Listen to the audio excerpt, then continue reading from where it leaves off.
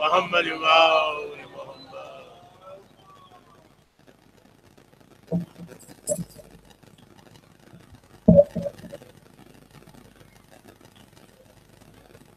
بسم اللہ الرحمن الرحیم. تمام تعریفیں اللہ کے لیے.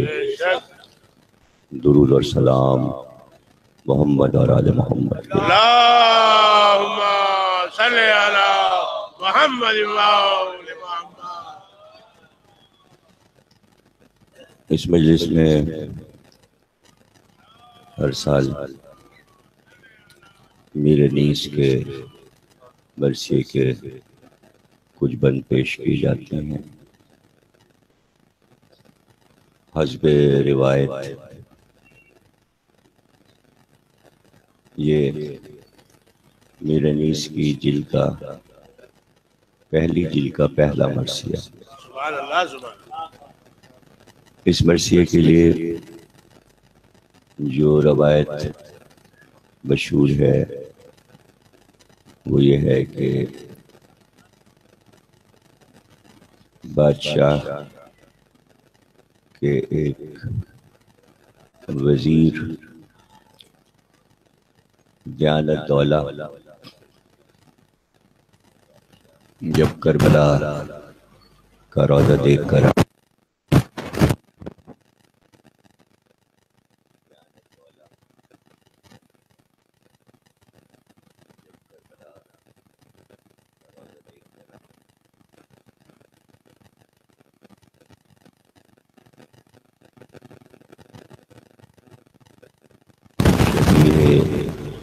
روضہ کی بنیاد پڑی.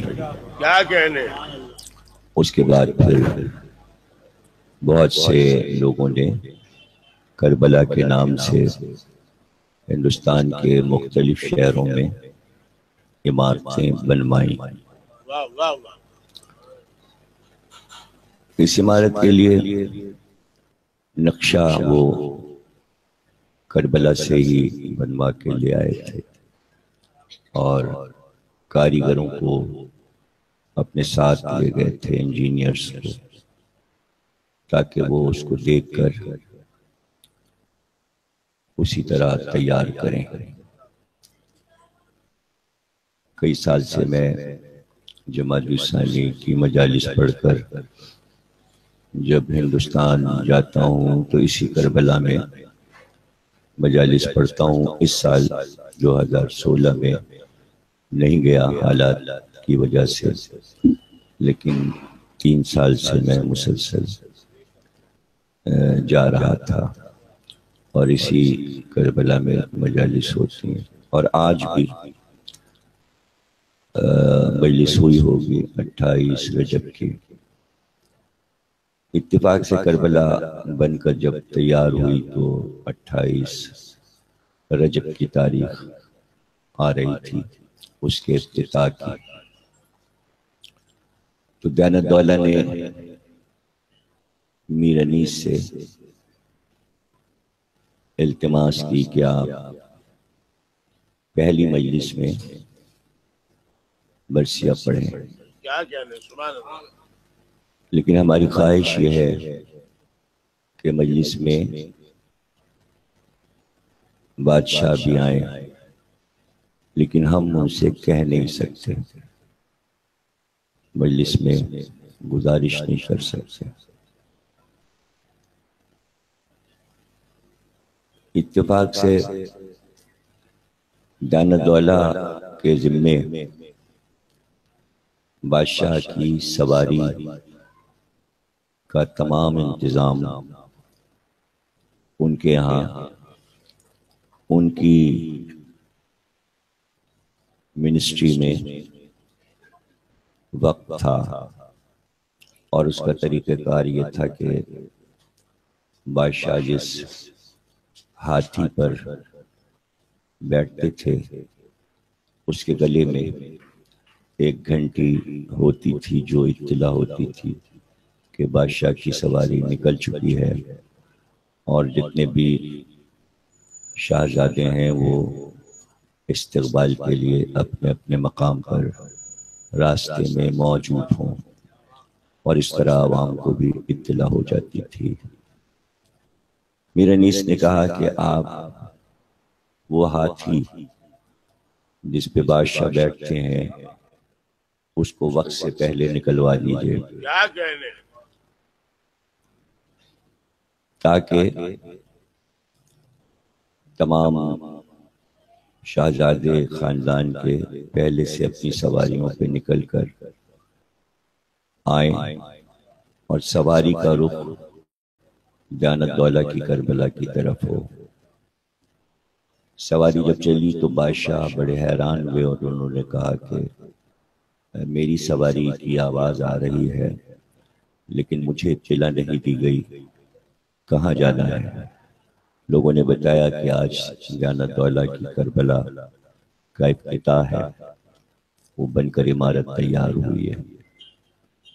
بادشاہ نے خود اپنا قاصد بھیجا اور دیانت دولہ سے کہا کہ سواری جلدی لاؤ، اس لیے کہ ہم نے سنا ہے کہ میر انیس اس مجلس میں مرثیہ پڑھا ہے۔ واہ واہ واہ واہ واہ، اس طرح تمام سامعین، شاہی سامعین مجلس میں پہنچ گیا اور ان کو پہلے سے اطلاع نہیں لینا پڑی بلکہ وقت پر ہی سب کو اطلاع ہوئی کہ مجلس شروع ہونے والی ہے۔ تو اس مجلس کے لیے میر انیس نے یہ مرثیہ لکھا تھا واہ واہ واہ، اور اس میں انہوں نے چونکہ ان کا ابتدائی دور فیض آباد سے آنے کے بعد لکھنؤ میں ان کا ابتدائی دور تھا اور لکھنؤ کے لوگ باہر سے آنے والے کو جلدی تسلیم نہیں کرتے، کیا کہنے، اس لیے لکھنؤ والوں نے ان کو کسی طرح بھی مرزا دبیر کے سامنے تسلیم نہیں کیا تھا۔ اس مرثیے میں انہوں نے یہ کیا کہ مجمع کو مخاطب کرتے اس میں انہوں نے اللہ کو مخاطب کیا اور اللہ کی بارگاہ میں دعائیں مانگی کہ مجھے کچھ نہیں آتا، تو ہی مجھے عطا کرے گا واہ واہ واہ، تو میں اس قابل ہو جاؤں گا کہ میں مداحی حسین کر سکوں۔ واہ واہ واہ، تو طویل مرثیہ ہے، اس کا صرف ایک منظر ابتدائی کچھ بند، دو چار اور پھر ایک منظر پڑھوں گا اپنے مجلس کے وقت کے اندر۔ ظاہر ہے کہ میں بھی نہیں پڑھ سکتا اور آپ بھی نہیں سن سکتے۔ مرثیے پہلے زمانے میں 3 گھنٹے 4 گھنٹے یہ ہوا کرتے تھے، 200 بند کے۔ واہ واہ، تو 200 بند کا مطلب یہ ہے کہ 600 اشعار، تو یہ نہ کوئی پڑھ سکتا ہے اب اور نہ کوئی سن سکتا ہے۔ کیا کہنے، تو منظر یہ ہے کہ چونکہ کل چاند رات ہے اور اس کے بعد شعبان اور 2 شعبان اور 3 شعبان، مہینہ شعبان کا، اور ہمارے مولا احمد نبی کے گھر کی دوسری خوشی، اس کو میر انیس نے اس مرثیے میں پیش کیا ہے۔ ظاہر ہے کہ رجب کی 28 تاریخ کو مرثیہ انہوں نے پڑھا یہ، اور شعبان میں 3-4 دن رہ گئے تھے، امام کی خصوصی تاریخ 3 شعبان، تو اس کا ذکر اس طرح کسی نے نہیں لکھا جیسے میر انیس نے لکھا ہے۔ مرثیہ جو ہے وہ شروع ہوتا ہے دعا سے۔ کہا کہ اوپر سے پانی دے گیا۔ یا رب چمن نظم کو گلزار ارم کر، تو فیض کا مبدا ہے توجہ کوئی دم کر، کیا کہنے، آئے ابر کرم خشک زراعت پہ کرم کر، واہ واہ واہ، اے ابر کرم خشک زراعت پہ کرم کر، جب تک کہ چمک مہر کے پرتوں سے نہ جائے، اقلیم سخن میری قلم گو سے نہ جائے۔ اس میں انہوں نے دعا سے بات شروع کی ہے، یا رب اے میرے رب، میری شاعری کے چمن کو جنت کا باغ بنا دے، یعنی گلزار ارم کر دے۔ ایک ہی مصرع ہے لیکن تجزیے کے لیے کافی وقت چاہیے، کافی صفحات چاہیے۔ پہلے بھی تشریح کر چکا ہوں کئی بار کہ جنت کے بھی بہت سے نام ہیں اور اللہ کے بھی کئی ہزار نام ہیں، لیکن انیس تمام ناموں میں سے اللہ کے نام رب کا انتخاب کرتے ہیں، اور جنتوں کے ناموں میں سے ارم کا انتخاب کرتے ہیں۔ کیا وجہ ہے کہ یہ دونوں لفظ انیس نے پہلے مصرے میں استعمال کیے؟ تو جو بات سمجھ میں آتی ہے کہ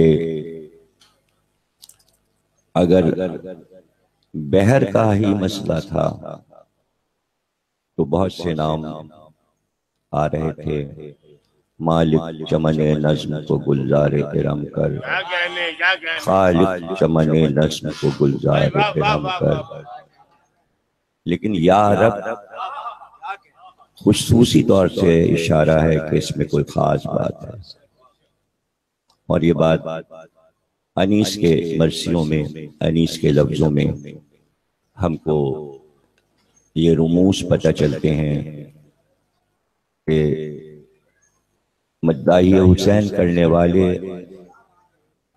کہ علم کی کوئی انتہا پائی نہیں جاتی۔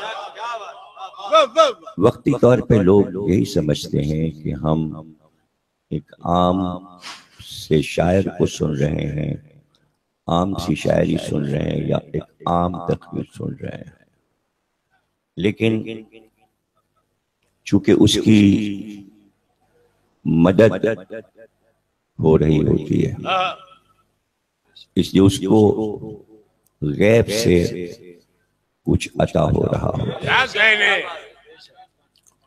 کیا صرف ایک لفظ کے استعمال کے لیے پورا قرآن پڑھا ہوگا؟ نہیں، اس نے یہ غور و فکر کی بات ہے کہ اسی لفظ کا انتخاب کیوں کیا۔ تو بات دراصل یہ ہے کہ جب آپ قرآن کو پڑھیں گے تو آپ کو پتہ چلے گا کہ جتنے انبیاء، جتنے اولیاء اور خود سرکار دو عالم اور اس کے بعد کے معصومین، جس نے بھی بارگاہ الہی میں دعا کی، اس نے اپنی دعا یا رب سے شروع کی۔ یہ بات بغیر ریسرچ کے نہیں ہو سکتی۔ ساری دعاؤں کو جمع کیا ہے لوگوں نے، اگر آپ اٹھا کے پڑھ لیں تو آپ کو پتہ چلے گا کہ حضرت آدم، حضرت ابراہیم، یا رب، یعنی دعا جو ہے وہ تمام انبیاء کی لفظ رب سے شروع ہوتی ہے۔ تو وہاں بھی کوئی راز ہوگا۔ انیس کے ہاں اگر کوئی راز ہے، انہوں نے قرآن سے راز کو لیا۔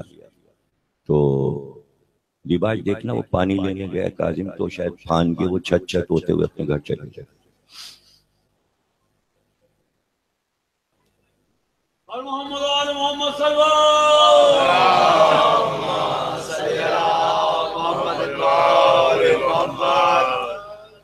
رب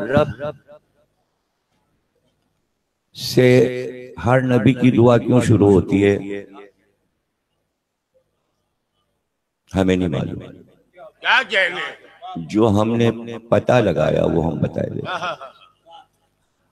جو راز ہم کو پتہ چلا وہ ہم بتائے دیتے ہیں، اس لیے کہ انبیاء کی بات، قرآن کی بات کوئی کیا جانے، اور وجوہات ظاہر ہے کہ اگر معصوم بتا دے تو بتا دے، لیکن ہوگا کہیں تو ہم کو نہیں پتہ چلا، نہیں نظر آئی بات ہمیں۔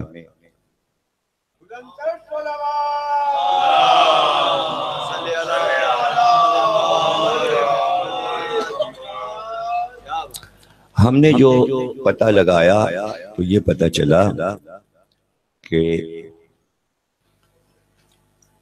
رب میں علم عادات کے اعتبار سے رے کے 200 عدد ہے اور بے کے عدد 2 ہے، تو یہ کل 202 ہے۔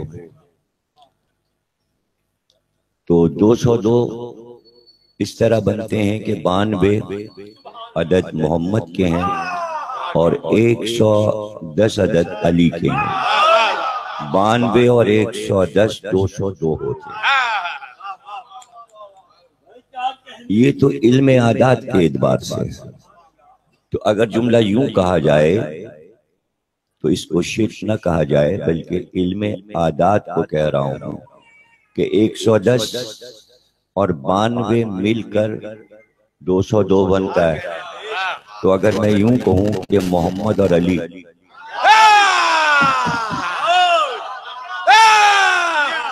تو اگر پوری بات کہوں تو یہاں آج کل کے اعتبار سے ہر بات میں جو پروپیگنڈے ہو رہے ہیں اور جو مسلسل میں فیس بک کو دیکھ رہا ہوں اور مسلسل کمپیوٹر جو ہے وہ اس کام پہ لگا ہوا ہے کہ کسی بھی طرح یہ عزاداری، یہ ذاکری، یہ شاعری، یہ سوچخانی، یہ ماتم، اس کو بند کرا کے دم لیں گے۔ ہزاروں لڑکوں کو کمپیوٹر پہ بٹھایا گیا ہے کہ جو مسلسل ذاکروں کو، نواخانوں کو گالیاں دے رہے ہیں پوری طریقے سے، اور اپنے آپ کو مذہب کا چمپئن کہہ رہے ہیں کہ اصل مذہب ہم لوگوں کا ہے، اور یہ تماشا ہے، یہ مذہب ڈھونگ ہے، یہ جو عزاداری ہے یہ سب ڈھونگ ہے، اور اس میں مسلسل 24 گھنٹے لکھ لکھ کر میسج آ رہا ہے۔ تو ایسے دور میں کہ جہاں اپنے ہی دشمن ہو جائیں، اس دور میں یہ سب باتیں غنیمت سمجھیے کہ بہت غنیمت ہے۔ اس طرح یلغار غیروں کی بھی ہے، یلغار اپنوں کی بھی ہے، تو اس لیے عزاداری ہر دور سے زیادہ مشکل ہو گئی ہے۔ پہلے ایسا نہیں تھا، پہلے غیروں سے خوف آتا تھا، اب غیروں سے زیادہ اپنوں سے خوف۔ نظم کو گلزار ارم کر اے ابر کرم، خشک زراعت پہ کرم کر، تو فیض کا مبدا ہے توجہ، کوئی دم کر، گمنام کو اعجاز بیانوں میں رقم کر، جب تک یہ چمک مہر کے پرتوں سے نہ جائے، اقلیم سخن میری قلم رو سے نہ جائے۔ بہت سے دعاؤں کے ساتھ انہوں نے بن گئے ہیں، اور اسی میں مشہور بند ہے، تعریف میں چشمے کو سمندر سے ملا دوں، قطرے کو جو دوں آپ تو گوہر سے ملا دوں، ذرے کی چمک میرے منور سے ملا دوں، خاروں کو نزاکت میں گلے تر سے ملا دوں، گلدستہ معنی کو نئے ڈھنگ سے باندھوں، ایک پھول کا مجموع ہو تو سورنگ سے باندھوں، آؤں طرف رزم ابھی چھوڑ کے گر بزم، خیبر کی خبر لائے تب اولو لازم، قطع سر آدھا کا ارادہ جو ہو بالجزم، دکھلائے زباں سب کو یہیں مار کے رزم، جل جائیں عدو آگ بھڑکتی نظر آئے، تلوار پہ تلوار چمکتی۔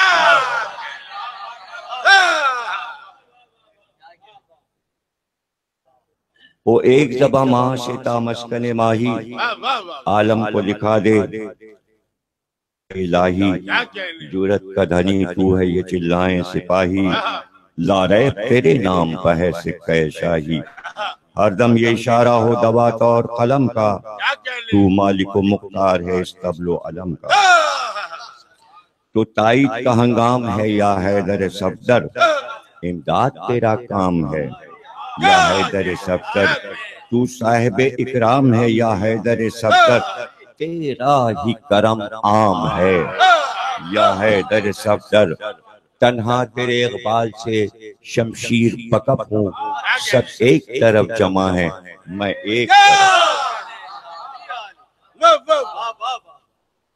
اس کے بعد پھر شکوہ کیا ہے انہوں نے ناقدری کا، اور یہ بتاتے ہیں کہ جو عوام ہوتے ہیں تو ان کے حالات کو بیان کیا ہے کہ نیک و بد عالم میں تعامل نہیں کرتے، عارف کبھی اتنا بھی تجاہل نہیں کرتے، خاروں کے لیے رخ طرف گل نہیں کرتے، تعریف خوش الہانی بلبل نہیں کرتے، خاموش ہیں گو شیشے دل چور ہوئے ہیں، اشکوں کے ٹپک پڑنے سے مجبور۔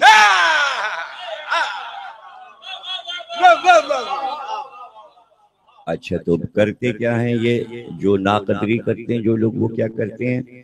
علمات سے بہتر یہ سمجھتے ہیں خزف کو، ٹھیکری کو، یہ علمات سے قیمتی ہیرے سے بہتر کہتے ہیں یہ ٹھیکری بہتر ہے۔ دور کو تو گھٹاتے ہیں، بڑھاتے ہیں صدف کو، اندھیری ہے چاند بتاتے ہیں کلف کو، کھو دیتے ہیں شیشے کے لیے در نجف۔ جب ناقدری پہ آتے ہیں تو کیا کیا کرتے ہیں؟ کھو دیتے ہیں شیشے کے لیے در نجف کو، ضائع ہیں درو لالے بدخشانوں عدن کے، مٹی میں ملاتے ہیں جواہر کو سخن کے۔ اب اس کے بعد ظاہر ہے کہ ان کو یہ بتانا ہے کہ ہم کچھ اچھا کارنامہ کرنے کے بعد یہ مرثیہ لکھ کر لائے ہیں، ہے لال و گوہر سے یہ دہن کان جواہر، ہنگام سخن کھلتی ہے دکان جواہر، ہیں بند مرصع تو ورق خان جواہر، دیکھے اسے ہاں ہے کوئی خواہان جواہر، بینائے رقومات ہنر چاہیے اس کو، سودا ہے جواہر کا نظر چاہیے۔ پچھلے لوگ جو قدردان تھے وہ رہے نہیں، اب نئے لوگ آ گئے ہیں۔ کیا ہو گئے وہ جوہریان سخن ایک بار، ہر وقت جو اس جنس کے رہتے تھے طلبگار، اب ہے کوئی طالب نہ شناسا نہ خریدار، ہے کون دکھائیں کسے یہ گوہر شہوار، کس وقت یہاں چھوڑ کے ملک عدم آئے، جب اٹھ گئے بازار سے گاہک تو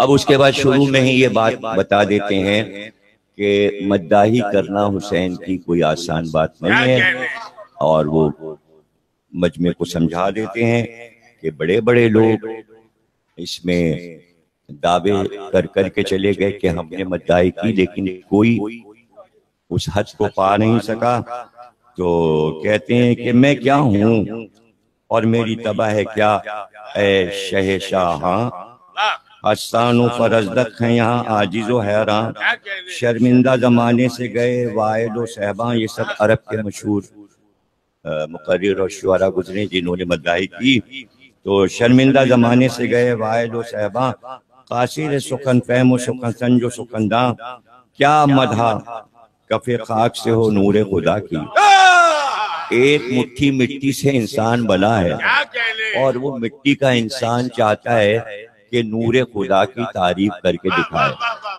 مٹی بھلا کیسے تعریف کرے گی؟ کیا مدح کف خاک سے ہو نور خدا کی؟ لکنت یہی کرتی ہیں زبانیں فصاحہ کی. لا یعلم لا علم کی کیا سحر بیانی، حضرت پہ حویدہ ہے میری ہیچ مدانی. کیا کہنے نہ ذہن میں جودت نہ طبیعت میں روانی، گویا ہوں فقط ہے یہ تیری فیض رسانی. میں کیا ہوں فرشتوں کی طلاقت ہے تو کیا ہے، وہ خاص یہ بندے ہیں کہ مداح. یہ ہے سارا مسئلہ. یہ ہے کہ خدا جن کی تعریف کر رہا ہو بھلا ہم کیسے مدح کریں. تو اب وہ جو منظر میں نے کہا اسے میں پیش کرتا ہوں. یہ سارے بن چھوڑ کے کہتے ہیں کہ ہاں اے پلکے پیر نئے سر سے جمع ہو، اے ماہ شب چار دہم نور فشاں ہو، اے ظلمت غم دیدہ تو عالم سے نہاں ہو، اے روشنی صبح شب عید عیاں ہو. شادی ہے ولادت کی ید اللہ کے گھر میں، خورشید اترتا ہے شہنشاہ کے گھر میں. اور اس منظر کو انی سے پہلے کسی نے شاعری میں نہیں لکھا اور نثر میں بھی نہیں ملتا. اے شمس و قمر اور قمر ہوتا ہے پیدا، نخل چمن دین کا ثمر ہوتا ہے پیدا، مغموم عالم کا پسر ہوتا ہے پیدا، جو عرش کی ذو ہے وہ گوہر ہوتا ہے پیدا. ہر جسم میں جان آتی ہے مسکور سے جس کے، نو نور خدا ہوں گے عیاں نور سے جس کے.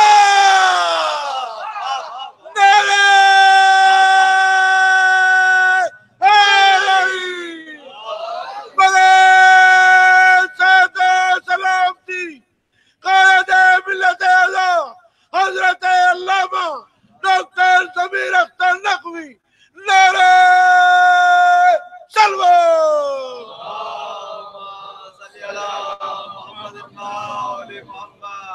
نو نور خدا ہوں گے عیاں نور سے جس کے. اے کعبہ ایمان تیری حرمت کے دن آئے، اے رکن یمانی تیری شوکت کے دن آئے، اے بیت مقدس تیری عزت کے دن آئے، اے چشمہ زمزم تیری چاہت کے دن آئے، اے سنگ حرم جلوہ نمائی ہوئی تجھ میں، اے کوہ صفا اور صفائی ہوئی تجھ میں.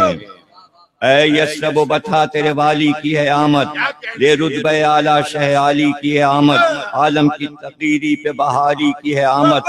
کہتے ہیں چمن ماہ جلالی کی ہے آمد، یہ خانہ کعبہ کی مباحات کے دن ہیں، یعقوب سے یوسف کی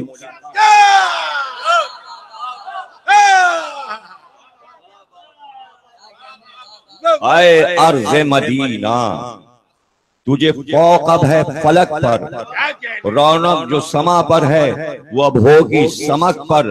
خورشید ملا تیرا ستارہ ہے چمک پر، صدقے گل تر ہیں تیرے پھولوں کی مہک پر. پر جس پہ فرشتوں کے بچھیں فرش وہی ہے، جس خاک پہ ہو نور خدا عرش وہی ہے. یا ختم رسول گوہر مقصود مبارک، یا نور خدا رحمت معبود مبارک، یا شاہ نجف شادی مولود مبارک، یا خیر نساء اختر مسعود مبارک. رونق فسدہ نور دوبالا رہے گھر میں، اس ماہ دو ہفتہ کا اجالا رہے گھر میں. اے امتیو ہے یہ دم شکر گزاری، ہر بار کرو سجدہ شکریہ باری. اللہ نے حل کر دیا مشکل کو تمہاری، فردیں عمل زشت کی اب چاک ہیں ساری. لکھے گئے بندوں میں ولی ابن ولی کے، ناجی ہوئے صدقے سے حسین ابن علی. اے ماہ معظم شعبان، اے ماہ معظم تیرے اقبال کے صدقے، شوکت کے فدا عظمت و اجلال کے صدقے، اتری برکت فاطمہ کے لال کے صدقے، جس سال یہ پیدا ہوئے اس سال کے صدقے. جس سال یہ پیدا ہوئے اس سال کے صدقے قرباں سہارے عید اگر ہو تو بجا ہے، نوروز بھی شب کی بزرگی پہ فدا ہے، قربان شب جمعہ شعبان خوش انجام، دن بھی بتا دیا مہینہ بھی بتا دیا ایک ہی مصرے میں، قربان شب جمعہ شعبان خوش انجام، پیدا ہوا جس شب کو محمد کا گل اندام، قائم ہوا دین اور بڑھی رونق اسلام، ہم پلے صبح شب معراج تھی وہ شام، خورشید کا اجلال و شرف، بدر سے پوچھو کیا قدر تھی شب کی شب قدر،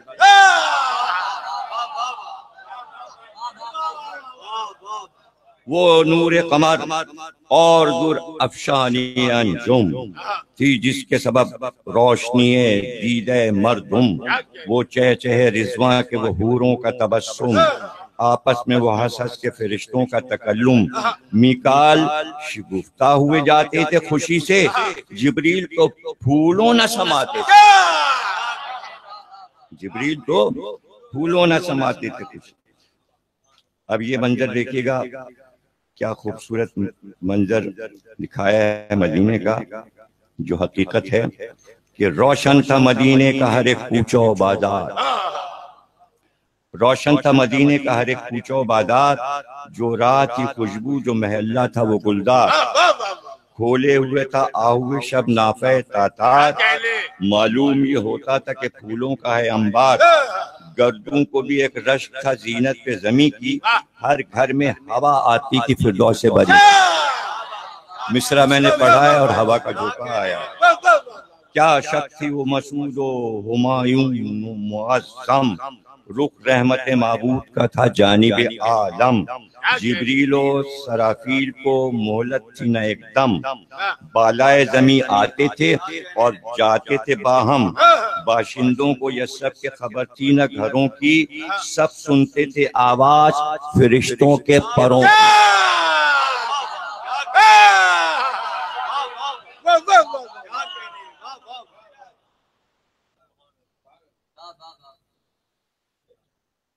ناگاہ در حجرہ ہوا مطلع انوار، دکھلانے لگے نور تجلی در و دیوار، اسماء نے علی سے یہ کہا دوڑ کے بار، فرزند مبارک تمہیں یا حیدر کا، اسپند کرو فاطمہ کے ماہ جبیں پر، فرزند نہیں چاند یہ اترا ہے زمین پر۔ اب اسماء بیان کری جو کنیز ہے، دیکھا نہیں اس طرح کا چہرہ کبھی پیارا، نقشہ ہے محمد سے شہنشاہ کا سارا، ماتھے پہ چمکتا ہے جلالت کا ستارہ، اللہ نے اس گھر میں عجب چاند اتارا، تصویر رسول عربی دیکھ رہے ہیں، آنکھوں کی ہے گردش کے نبی دیکھ،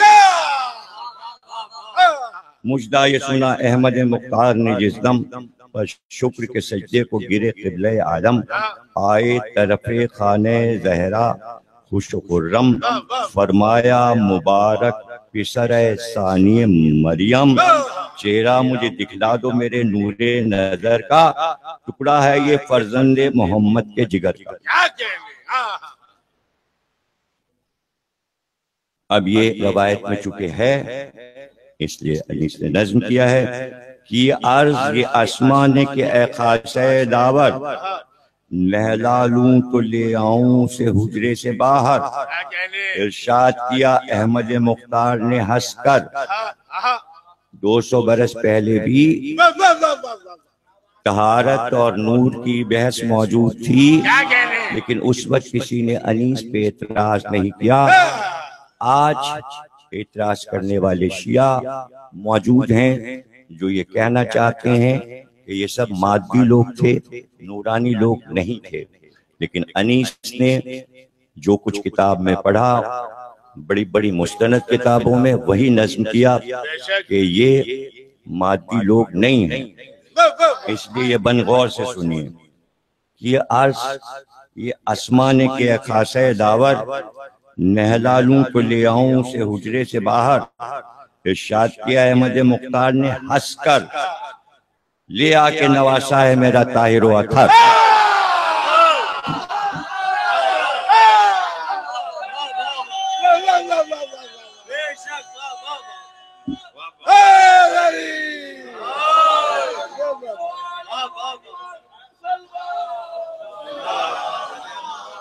لیا کہ نواسا ہے میرا طاہر و اطہر، اور بیت میں تو کمال کر دیا۔ پانچواں اور چھٹا مصرع تو خوب کہا۔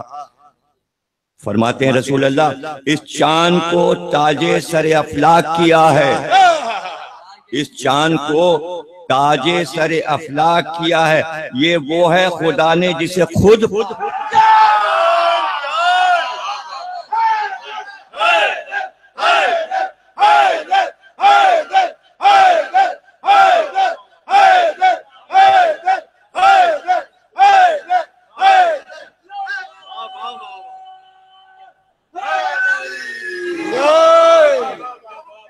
اب یہ سب سارے مصروں میں ایک ایک حدیث کو ایک ایک مصرے میں ساری حدیثوں کو نظم کر دیا ہے، جس میں پہلی حدیث یہ ہے حسین و منی، اس کے بعد دوسری حدیث ہے طیب و طاہر و اطہر، تطہیر ان کے لیے، پھر اس کے بعد تیسرے مصرے میں یہ بتایا ہے کہ حسین کی آمد کے بعد راز الہی کھلتے چلے جائیں گے، جو راز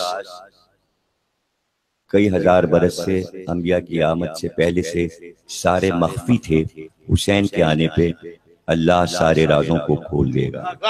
اور اس کے بعد یہ ہے کہ یہ قرآن کی آیت ہے، اور پھر بیت سنیے گا۔ تو ان حدیثوں کو ایک ایک مصرے میں انہوں نے نظم کیا ہے۔ میں اس سے ہوں اور مجھ سے ہے یہ تو نہیں ماہر، یہ نور الہی ہے، یہ ہے طیب و طاہر، اسرار جو مخفی ہیں وہ اب ہوئیں گے ظاہر، یہ آیت ایمان ہے، یہ حجت باہر، بڑھ کر مدد سید لولاک کرے گا، کفار کے قصے کو یہی پاک کرے گا۔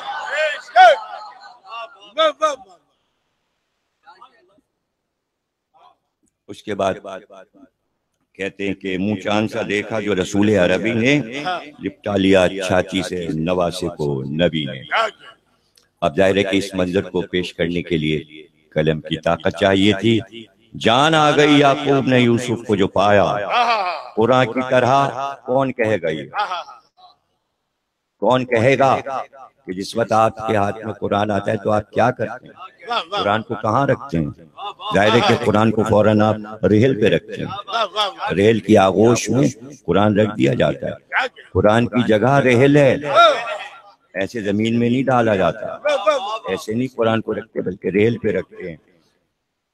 جان آ گئی یعقوب نے یوسف کو جو پایا، قرآن کی طرح ریلے دو زانوں پہ بٹھایا،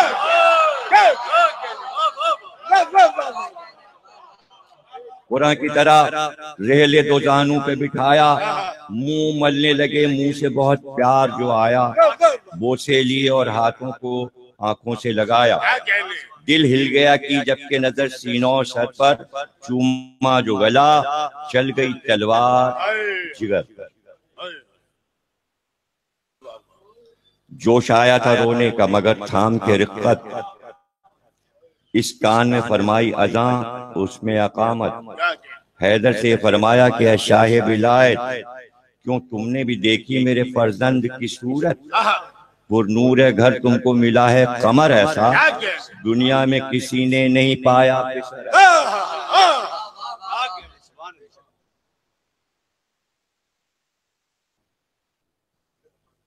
حضرت علی نے جواب دیا ہے عالم میں ہے یہ سب برکت آپ کے دم سے، سرسبزی دنیا ہے اسی ابر کرم سے، تاش پہنچ جاتا ہے سر فیض قدم سے، عزت ہے غلاموں کی شہنشاہ امم سے، کچھ اس میں نہ زہرا کا ہے باعث نہ علی کا، سب ہے یہ بزرگی کے نواسا ہے نبی۔ فرمانے لگے ہنس کے شہ یسرب و بتا، بھائی کہو فرزند کا کچھ نام بھی رکھا، کی عرضی حیدر نے کہ اے سید والا، سبقت کروں حضرت پہ یہ مقدور ہے میرا، فرمایا کہ موقوف ہے یہ رب اولا پر، میں بھی سبقت کر نہیں سکتا ہوں خدا پر، بس اتنے میں نازل ہوئے جبریل خوش انجام، کی عرض کے فرماتا ہے یا خالق علام، پیارا ہے نہایت ہمیں زہرا کا گل اندام، یا ختم رسول ہم نے حسین اس کا رکھا نام، یہ حسن میں سردار حسینان زمن ہے، مشتق تو ہے احسان سے تذکیر حسن ہے، ہے سے ہے، اب یہ ظاہر ہے کہ انیسی بتا سکتے تھے، ہے سے ہے اشارہ حسین میں ہے سین ہے، یہ ہے نون، چار حروف ہیں۔ ہے سے ہے اشارہ کہ یہ ہے حامی امت، ہے سے ہے اشارہ کہ یہ ہے حامی امت، سمجھیں گے اسی سین کو سین سعادت، یہ اس کی بزرگی میں ہے یاسین کی آیت، ہے نون سے ظاہر کہ یہ ہے نور نبوت، ناجی ہے وہ اس نام کو لے گا جو دہن سے، یہ حسن میں 10 حصے زیادہ ہے حسن سے۔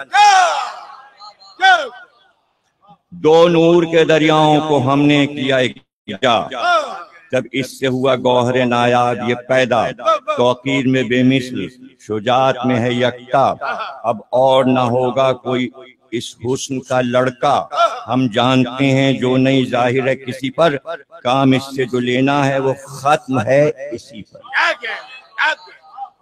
یہ سب جبریل امین آ کے سرکار کو بتا رہے ہیں۔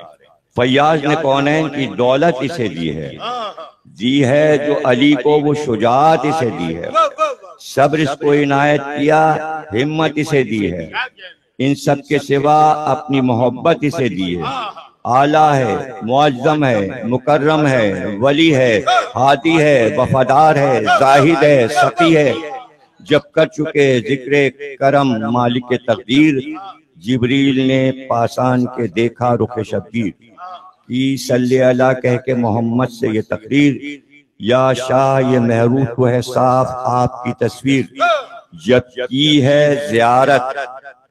اب یہ جبریل کے علاوہ کون بتائے گا کہ ابھی تو نور حسین آسمان پہ تھا، آج یہاں آیا ہے، تو جبریل بتا رہے ہیں رسول اللہ کو کہ جب کی ہے زیارت، پہ تسلیم جھکے ہیں، اس نور کو ہم عرش پہ بھی دیکھ چکے، اس نور کو ہم عرش پہ بھی دیکھ چکے۔ اچھا دیکھا تو ہے، لیکن یہ بھی جبریل گواہ ہیں کہ سارے نور جبریل دیکھ رہے ہیں، میں فرشتوں سے 5 نور دیکھ رہے ہیں یا 14 نور دیکھ رہے ہیں، لیکن اس نور کے ساتھ کیا خاص بات جبریل نے دیکھی وہ جبریل بتا رہے ہیں، کہتے ہیں اس نور کو ہم عرش پہ بھی دیکھ چکے ہیں، ہے اس پہ ازل سے نظر رحمت معبود، خصوصی ہے اس پہ ازل سے نظر رحمت معبود، یہ پیشتر آدم سے بھی تھا عرش پہ موجود، اے ذات خدا صاحب فیض و کرم و جود، تھا خلق دو عالم سے یہی مطلب و مقصود، مظلومیوں غربت ہے عجب نام پہ اس کے، سب روتے ہیں اور روئیں گے انجام پہ اس کے۔ اور اس کے بعد جبریل نے وہ واقعہ سنا دیا کہ جو محضر کہلاتا ہے۔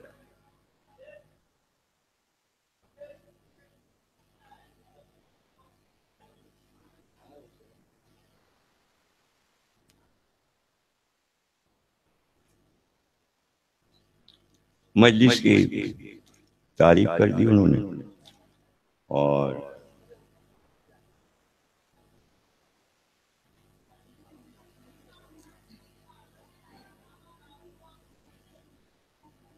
کیا اوج ہے کیا رتبہ ہے اس بزم ادا کا، غل عرش سے ہے فرش تلک صلی اللہ کا، مشتاق ہے فردوس بری یہاں کی فضا کا، پانی میں بھی یہاں کے ہے مزہ آب بقا کا، دربار معلا ہے ولی ابن ولی کا، جاری ہے یہ سب فیض حسین کا۔ اس کے بعد دعا جو ہو رہی تھی، بندوں میں لکھا جاؤں امام ازلی کے، آزاد ہوں صدقے سے حسین ابن علی کے، قدسی کو نہیں بات یہ دربار ہے کس کا، فردوس کو ہے رشک یہ گلزار ہے کس کا، سب جن سے شفاعت ہے یہ بازار ہے کس کا، خود بکتا ہے یوسف یہ خریدار ہے کس کا، ملتی ہے کہاں مفت متاع حسن ایسی، دیکھی نہیں انجم نے کبھی انجمن ایسی، نور خوشا محفل عالی، حیدر کے محبوں سے کوئی جا نہیں خالی۔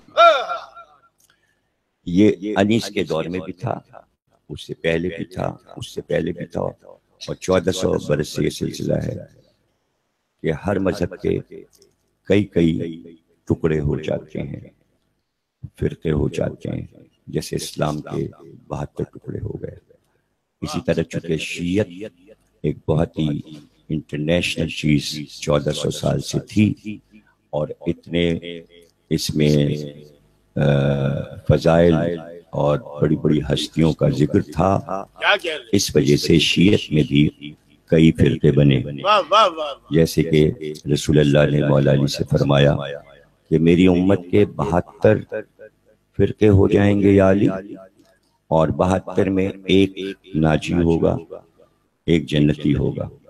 اس جنتی فرقے کے پھر بعد میں 13 فرقے اور ہو جائیں گے، ان 13 میں سے ایک جنتی ہوگا۔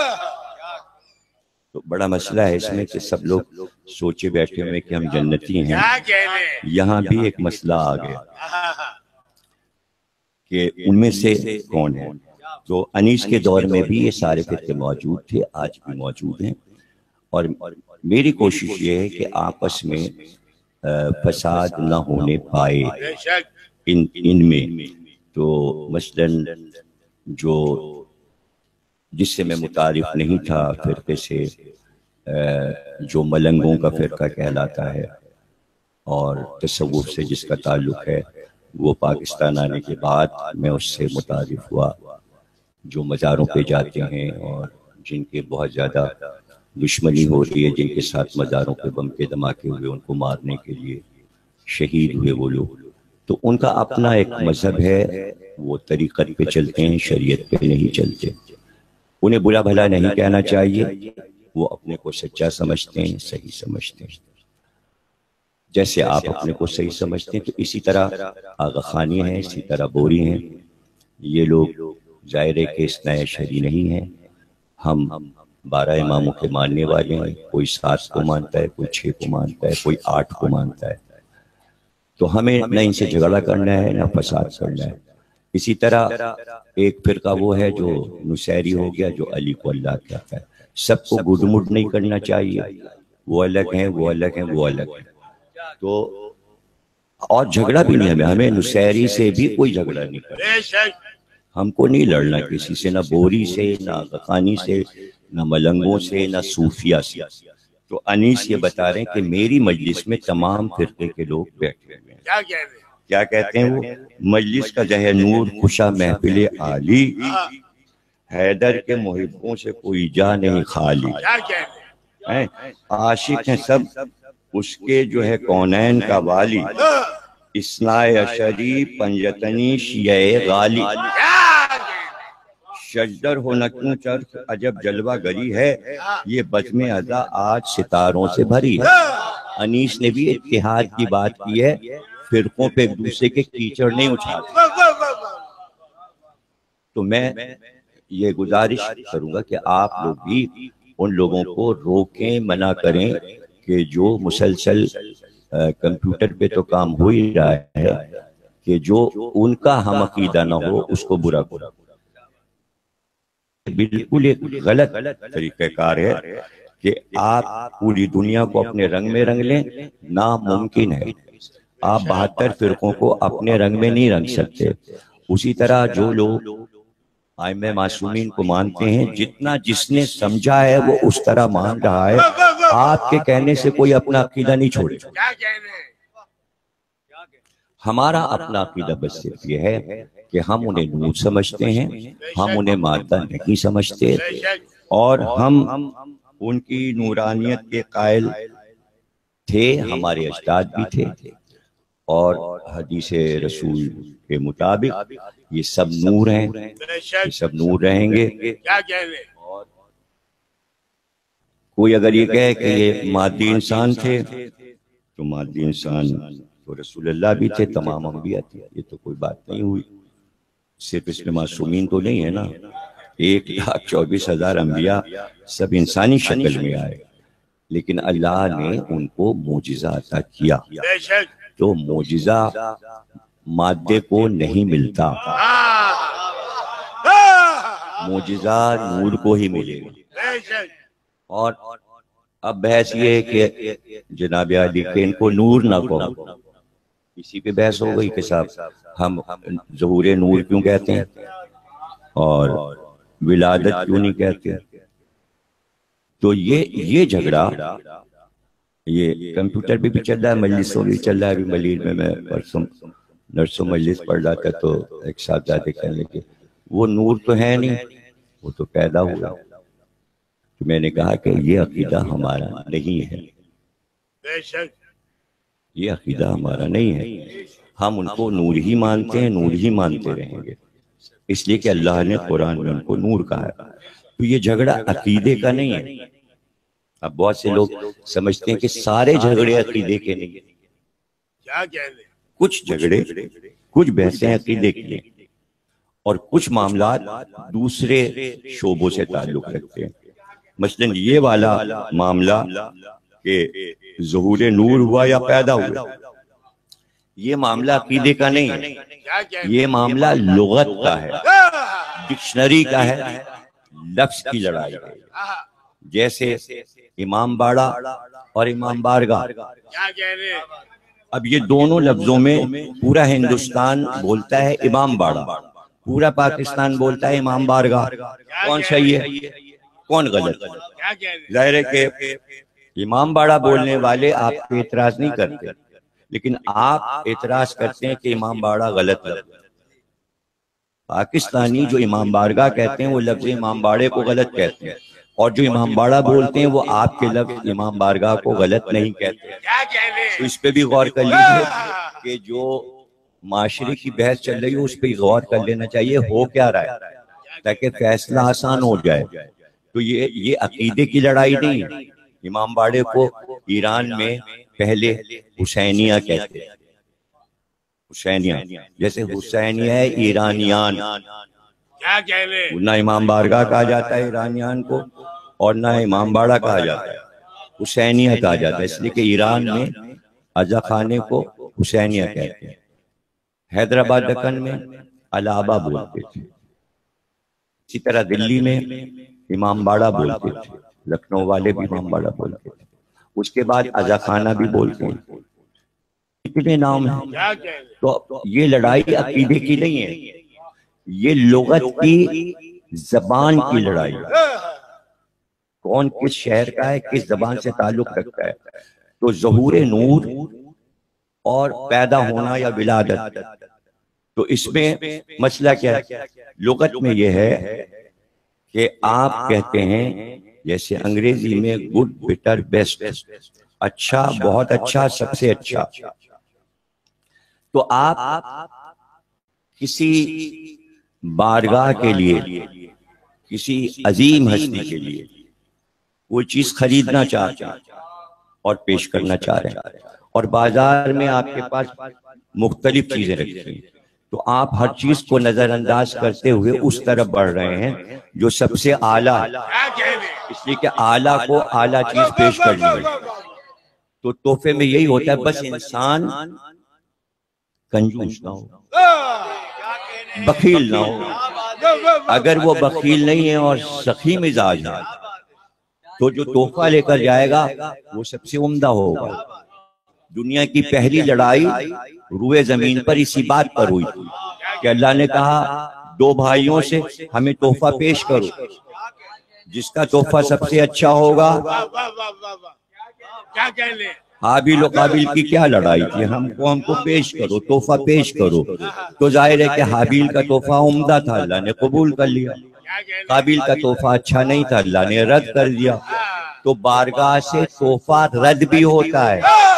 اگر آپ چاہتا معصومی سے محبت کر رہے ہیں تو ان کی بارگاہ میں جو تحفہ لے جائیں یہ سوچ کے لے جائیں رد نہ ہو جائے۔ تو لغت سے جو اچھے لفظ ہیں وہ اٹھائیے اور خراب لفظ الگ رکھ دیجئے کہ بڑی بارگاہ ہے۔ تو اگر ولادت کے لفظ سے اچھا ظہور نور مل رہا ہے تو ان کی بارگاہ میں پیش کر دیجئے۔ یہ لغت کی لڑائی ہے، عقیدے کی لڑائی مت بنائیے، یہ لفظوں کی لڑائی۔ آپ معصومین کے لیے جو لفظ لاتے ہیں آخر اچھے اچھے لفظ لایا کہ نہیں لائے؟ عام طور سے یہ تو بچے کو یاد کرا دیا جاتا ہے علیہ السلام، کیا کہہ رہے ہیں؟ یہ سب کو یاد. اس کے اوپر جائیے صلوات اللہ سلام علیہ، سلام اللہ علیہ. کیا کہہ رہے ہیں؟ عورت ہے، خاتون ہے، تو اس کے لیے سلام اللہ علیہا، صلوات اللہ علیہا. تو صلوات اور سلام کے خطابات لوگوں نے ہم سے سیکھے. تو جب سکھانے کا عمل آپ کر رہے ہیں یار، تو آپ کیسی باتیں کر رہے ہیں؟ اچھے اچھے لفظ لائیے. ہم کو اچھا لفظ مل گیا کہ آج فلاں امام کا ظہور نور ہوا، اس میں کیا ہو گیا؟ یعنی نور وہاں تھا، زمین پہ اس کا ظہور ہو گیا. ابھی نور تو اترتا ہے، یہ بھی اترے، نور بھی اترا، اور جتنی اعلیٰ چیزیں ہیں سب وہیں سے اتری. زمینی تو کوئی چیز ہے ہی نہیں، وہ تو ہمیں بتا دیجئے.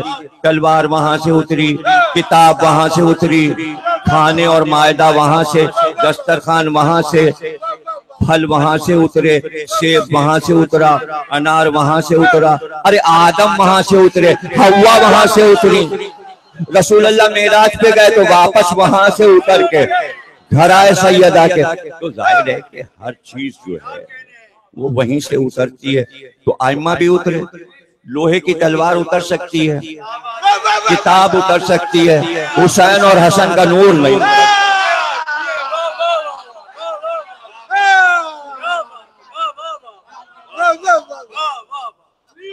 اچھا اب اس کی دیکھیں وجہ کیا ہے؟ اس کی وجہ یہ کہ انیس و لبیر کو سننا اور پڑھنا ترک کر دیا. لفظیات تو وہ بتاتے ہیں، تقریباً 10,000 خطابات امام حسین کے لیے استعمال کیے ہیں. انیس نے 10,000 بہترین لفظ فارسی عربی اردو کے انتخاب کر کے، ناموں کا انتخاب کر کے. تو اس کی وجہ سے بول چال میں کتنی آسانی ہو گئی کہ معصومین کی بارگاہ میں کیا کیا پیش کیا جائے. ایک صلوات پڑھیے گا.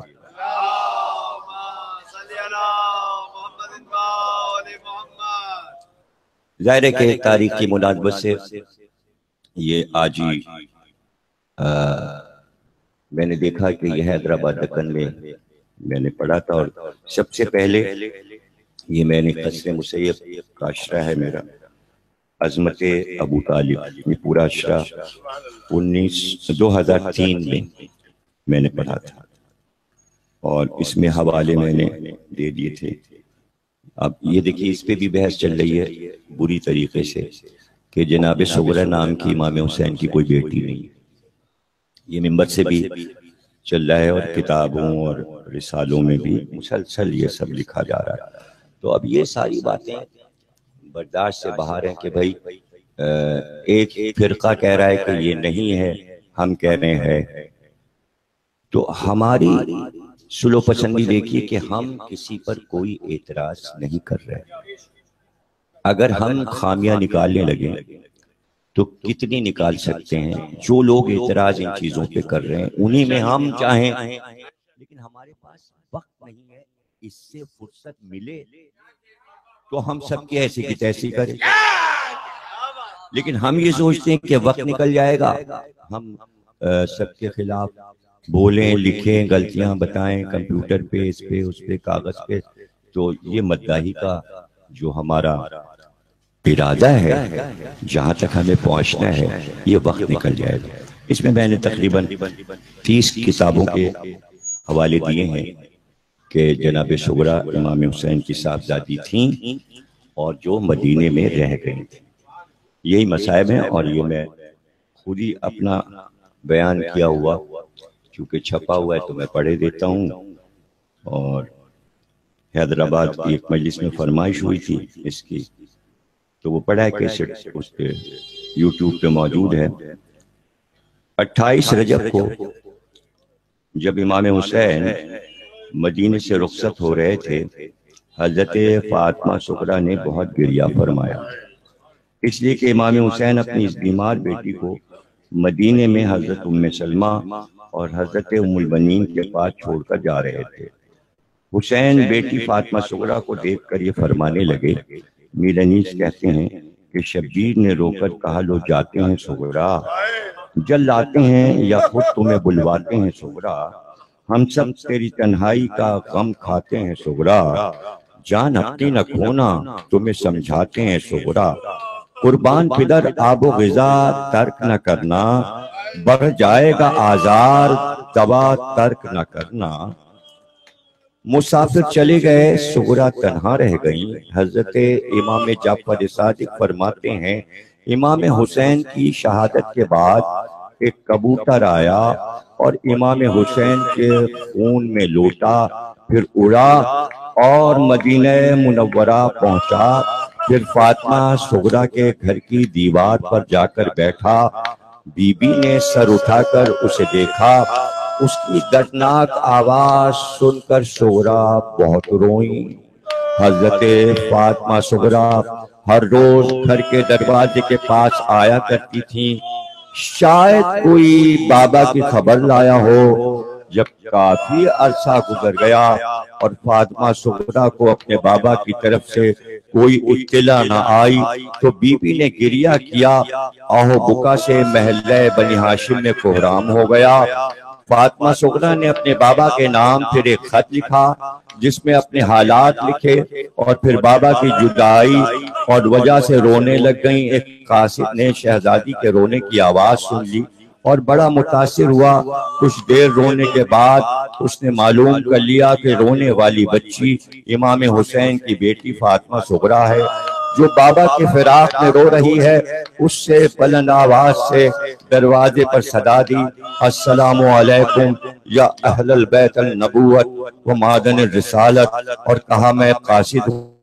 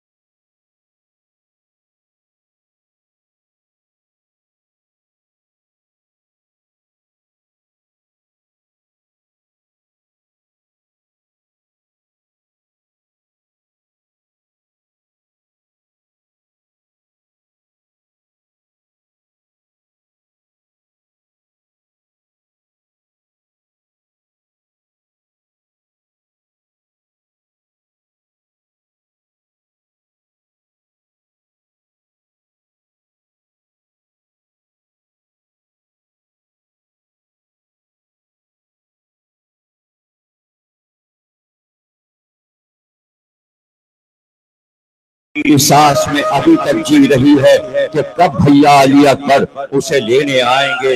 ہاں بابا سغرا ابھی زندہ ہے، بابا میں کوئی ایسی بیمار تو نہ تھی جو سفر نہ کر سکتی، مجھے تو اپنی بیماری کا علم ہی نہیں۔ ہاں سب کہہ رہے تھے سغرا بیمار ہے، گرمی کا سفر ہے، اسے لے جانا مناسب نہیں۔ میں نے تو یہ بھی کہا تھا کہ جہاں میری بیماری شدید ہو جائے مجھے وہیں چھوڑ دینا، مگر نہ چچا بات سنتے تھے نہ بھیا علی اکبر وہ میری کیوں سنتے، وہ تو آپ کے حکم کے پابند تھے۔ ہاں بابا ایک بات سمجھ میں نہیں آئی، آپ پھوپھی زینب سے یہ بار بار کیوں کہہ رہے تھے کہ سغرا کی شکل اماں سے بہت ملتی ہے؟ लो बाबा ये कोई बात हुई, अगर मैं शक्ल दादी से मिलती है तो इसमें मेरा क्या कसूर है, और फिर ना ले जाने की ये कोई वजह भी तो नहीं। क्या भैया अली अकबर नाना रसूल अल्लाह के हम शक्ल नहीं हैं, चचा अब्बास दादा अली से मिलते जुलते नहीं हैं? आखिर बाबा शक्लें खानदान वालों पर ही जाती हैं। खैर बाबा आप मुझे नहीं ले जाना चाहते थे, नहीं ले गए बाबा। आपको याद है आपने कहा था जब भैया अली अकबर की शादी होगी तो मुझे जरूर बुलवाएंगे। क्या अभी शादी तय नहीं हुई? कब तक इरादा है? जरूर बुलवाइएगा। हाय मेरा भैया जब सेहरा बांधेगा तो कितना प्यारा लगेगा, और मैं भैया अली अकबर के सेहरे की बलाएं लूंगी, सदका उतारूंगी, मेरी सब बीमारी दूर हो जाएगी। शादी के कपड़े तो सिल गए हैं ना, मेरा दिल चाहता है उड़कर आप लोगों तक पहुंच जाऊं। रात दिन राह तकती रहती हूँ, अब कोई आया, अब तक कुलबाब हुआ, मगर शाम हो जाती है, परिंदे अपने बसेरों को जाते नजर आने लगते हैं। आपकी ये बेटी आने वाले कल की आस लगाए नानी के साथ नाना रसूल खुदा के रोजे पर चिराग जलाने चली जाती है। नाना से दुआएं मांग मांग कर थक गई हूँ, नाना भी नहीं सुनते। बाबा रात को बड़े डरावने ख्वाब आते हैं, रात को नींद नहीं आती, जैसे ही जरा आग लगती है ना जाने क्या देखती हूँ ख्वाब में। एक सहरा नजर आता है, सहरा में खून का दरिया जोश मारता नजर आता है। बाबा ये कैसा ख्वाब है? एकदम घबरा के उठ बैठती हूँ, और जब से बाबा मुहर्रम का चांद चढ़ा है मुझे एक पल चैन नहीं आता। बाबा मेरा खाना पीना भी छूट गया है, नानी कुछ खिलाती है तो मुंह से बाहर आने लगता है। बाबा सब खैरियत तो है ना? अब तो आस पड़ोस की सहेलियों ने भी आना जाना छोड़ दिया है। जब गली में छोटी छोटी लड़कियों की गोद में नन्हे मुन्ने भाई देखती हूँ मुझे अपना भैया अली असगर बहुत याद आता है। अब माशाअल्लाह घुटनियों के बल चलता होगा, सकीना बीबी तो खूब भाई के साथ खेलती होंगी, मुझे तो अभी तक गोद में उठाने की हसरत है। 2 जोड़े भैया अली असगर के लिए भेज रही हूँ, अम्मा रबाब से कहना जरूर पिन्हाएं, और जो पिन्हाएं तो असगर के कान में कहें कि मदीने वाली सुगरा बहुत याद करती है। ये सुनकर मेरा भैया अली असगर हंस पड़ेगा। मेरी तरफ से खूब प्यार करना और असगर से कहना कि अपने नन्हे हाथ उठाकर दुआ करे कि सुगरा से जल्द मुलाकात हो। बाबा नन्हे मासूमों की दुआ फौरन कबूल होती है ना? जरूर कहिएगा फुफियां कैसी हैं, और मोहम्मद का क्या हाल है? हाँ बाबा चचा अब्बास से कहना कि क्या सुगरा को भूल गए, मेरा सलाम कहना। बाबा भाई अली जैनुल आबिदीन तो ठीक है, अल्लाह सबको खैर से रखे और जल्द वतन वापस लाए। बाबा जिस दिन से आप गए हैं मैंने नए कपड़े नहीं बदले, और जब तक आप सब आ नहीं जाते नहीं बदलूंगी। बाबा आप तो बाबा है ना, हम गरीब बेटियों के दिल का हाल क्या जाने, बेटी के दिल का हाल तो सिर्फ माँ ही जानती है। अम्मा भी खामोश है, याद तो करती होंगी जो सुगरा के दिल पे गुजर रही है वो सुगरा ही जानती। बाबा कभी कभी ऐसा लगता है सब आ गए, मैं भागी भागी दरवाजे पर जाती हूँ मगर वही सन्नाटा, वही सूनी गलियां, बस एक आ भरकर रह जाती हूँ। बाबा क्या मेरी किस्मत में यही लिखा था? बेटी तो आपकी हो मगर अब वक्त के इमाम है, ज्यादा बोल भी तो नहीं सकती। कासिम भाई के मेहंदी के दिन भी तो करीब आ गए हैं। बाबा मैं क्या करूं, कहाँ जाऊं? अब तो नानी की तसल्लियां भी काम नहीं आती, घर काटने को दौड़ता है। बाबा बेचैनी बढ़ती जा रही है, नानी पता नहीं अपने हुजरे में बार बार क्या देखने जाती, पूछूं तो कहती है कुछ नहीं कुछ नहीं। बाबा काशिद जाने वाला है, खत्म कर रही हूँ खत, अगर कोई बात आपकी शान और मर्तबे के खिलाफ लिख दी हो तो भैया अली अकबर के सत्ते मुझे माफ कर दीजिएगा, मिलने की दुआ कीजिएगा। मेरी तरफ से सब बुजुर्गों को दसबस्ता सलाम और तमाम छोटों को बहुत बहुत प्यार। खत का जवाब बाबा बहुत जल्द दीजिएगा। आपकी बीमार बेटी फातिमा सुगरा فاطمہ صغرا کے خط کا شاہ کیا دیتے جواب، کربلا کا واقعہ تحریر کے قابل نہ تھا، صغرا تیرا نامہ پہنچا رن میں بات قضا کے، خط کے پیچھے انا للہ لکھا تیر اٹھا کے، اکبر کو موت رن میں دولہا بنا رہی ہے، بارات لے کے زینب کل شام جا رہی ہے۔ جب قاصد نے یہ خط پیش کیا اور امام کو جملہ احوال سے آگاہ کیا تو عرض کیا مولا میری ایک اور حاجت بھی ہے۔ امام نے فرمایا وہ کیا؟ اس نے کہا کہ آپ کی دختر نے مجھ سے کہا تھا کہ میں ان کی طرف سے جناب عباس کے ہاتھ اور علی اکبر کی پیشانی کا بوسہ لوں۔ امام نے فرمایا اے قاصد میرے ساتھ چل۔ بس امام اس کو لے کر جناب عباس کے دست بریدہ لاش پر آئے اور فرمایا عباس فاطمہ صغرا کا قاصد آیا ہے، وہ تمہارے ہاتھ چومنا چاہتا ہے۔ آپ کے ہاتھ کہاں گئے؟ پھر رونے لگے، پھر علی اکبر کی لاش پر آئے اور شہزادے کو سر کو گود میں لیا اور فرمایا میرے نور چشم تمہاری بہن نے اس قاصد کو تمہاری پیشانی اور آنکھوں کا بوسہ لینے کے لیے بھیجا ہے، مگر کیا کروں تمہاری آنکھیں خون سے بھری ہیں اور تمہاری روح پرواز کر گئی۔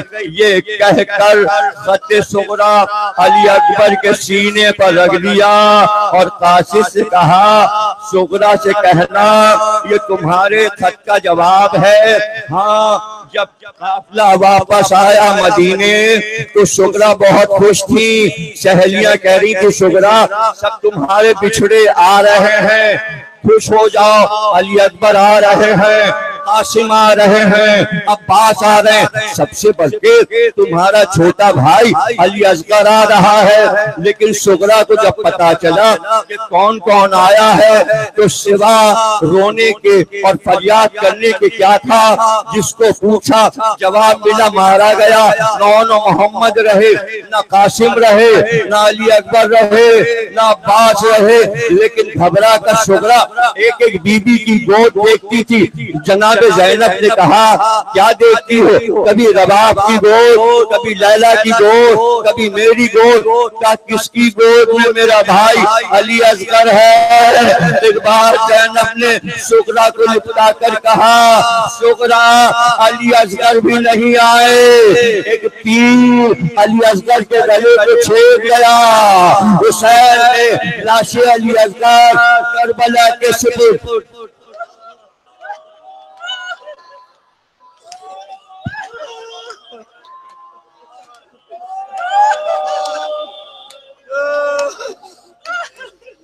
بار لاش عبادت کو قبول فرمانا، ہمیں کوئی غم نہ دینا سوا غم حسین کے بہت کے محمد اور آل محمد۔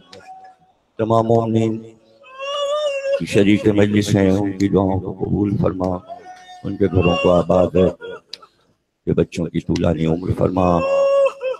پروردگار کوئی غم نہ دینا سوا غم حسین کے بہت کے محمد اور آل محمد۔ ایک سورہ فاتحہ آپ حضرات قائم رضا صاحب کی والدہ سیدہ بانو بنت سید علمدار حسین پڑھ لیجئے، اس کے بعد نوحے کے چند اشعار سماعت فرمائیے۔